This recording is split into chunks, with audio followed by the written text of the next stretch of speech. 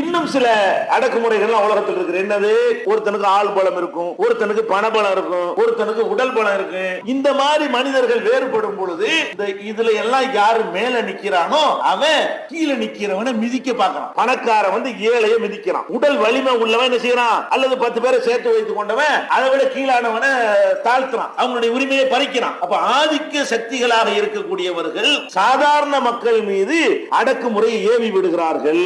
இதுக்கு என்ன தீர்வு? இஸ்லாம் சொல்லக்கூடிய அடுத்த தீர்வு என்ன? அனைவருக்கும் சமநீதி. ஒரு பணக்காரனுக்கும் ஏழைக்கும் பஞ்சாயத்து வருது, போலீஸ் எந்த பக்கம் நிக்கும்? பணக்காரன் பக்கம் நிக்கும். கோர்ட்டு கூட யார் பக்கம் நிக்கும்? பெரும்பாலும் இவனுக்கு ஒண்ணு பேச தெரியாத, வக்கீல் வைக்க தெரியுமா?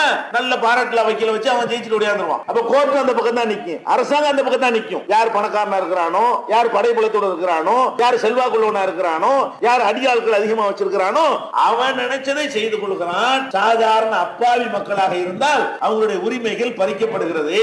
அப்ப அமைதி உனக்கு வேணும்னு சொன்னா இந்த இந்தியாவுல 1 மணி நேரத்தில் அமைதி ஏற்படுத்தி காட்டும். நாங்க சொல்ற கேள்வி என்ன? கேளு. சட்டத்திற்கு முன் அனைவரும் சமம்ங்கிறத ஒரு நாள் அமல்படுத்தி கலவரம் இருக்கான்னு பாரு, அப்படி அமைதியா இருமங்க.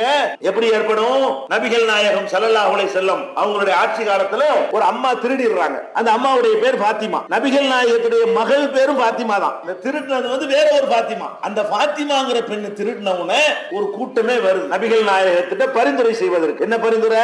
அல்லாஹ்வுடைய தூதரே, பாத்திமா வசந்த ஜாதி, அவங்களுக்கு போய் இந்த திருடினா கையை வெட்டுவாங்கல்ல, அந்த மாதிரி வெட்டிட்டீங்கன்னு சொன்னா நீங்க குளத்துக்கே கேவலம், அதனால வேற மாதிரி ஏதாவது பயணிக்கணும் போட்டு எங்களுக்கு மட்டும் கொஞ்சம் சலுகை தாங்க என்று கேட்கிறாங்க. உடனே நபிகள் நாயகம் என்ன பண்றாங்க? சபையை கூட்டுருவாங்க. எல்லாம் வந்து குழுமிட்டாங்க. உடனே உரை நிகழ்த்துறாங்க மேடையில ஏறி, மக்களே, உங்களுக்கு முன் வாழ்ந்த சமுதாயம் எதனால் அழிந்தார்கள் தெரியுமா? உயர்ந்தவன் தப்பு செய்து விட்டால் அவனை விட்டு விடுவார்கள், தாழ்ந்தவன் தப்பு செய்தால் மாத்திரம் அவனை தண்டிப்பார்கள். இந்த பாரபட்ச போக்கினால் தான் உங்களுக்கு முன் வாழ்ந்தவர்கள் அழிந்து போனார்கள். நபிகள் நாயகம் சொல்றாங்க, இப்ப சொன்னா குறிச்சு வச்சுக்க, இந்த திருட்டை என் மகள் பாத்திமா செஞ்சு இருந்தாலும் இந்த முகமது பாத்திமாவின் கையை வெட்டுவார். திருடுனா கையை வெட்டுற சட்டமா? அது முகமதுக்கும் அதுதான் சட்டம், முகமதுடைய மகளுக்கும் அதுதான் சட்டம், நாட்டின் மூத்த குடிமக்களுக்கும் அதுதான் சட்டம், ஏழைக்கும் அதுதான் சட்டம், பணக்காரனுக்கும் அதுதான் சட்டம்.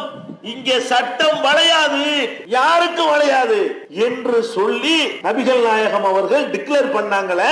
அந்த மாதிரி இருந்தா ஏழைக்கு வைத்தறிச்சப்பட்டவன் எதுக்கு வன்முறையில் இறங்குறான்? அப்ப இந்த மாதிரியான சட்டத்தின் முன்னால் அனைவரும் சமம் என்பது எங்கே பேணப்படுகிறதோ, உறுதியாக பேணப்படுகிறதோ, அங்கேதான் அமைதி ஏற்படும். அமைதிக்கு 2வது தீர்வு இதுதான்.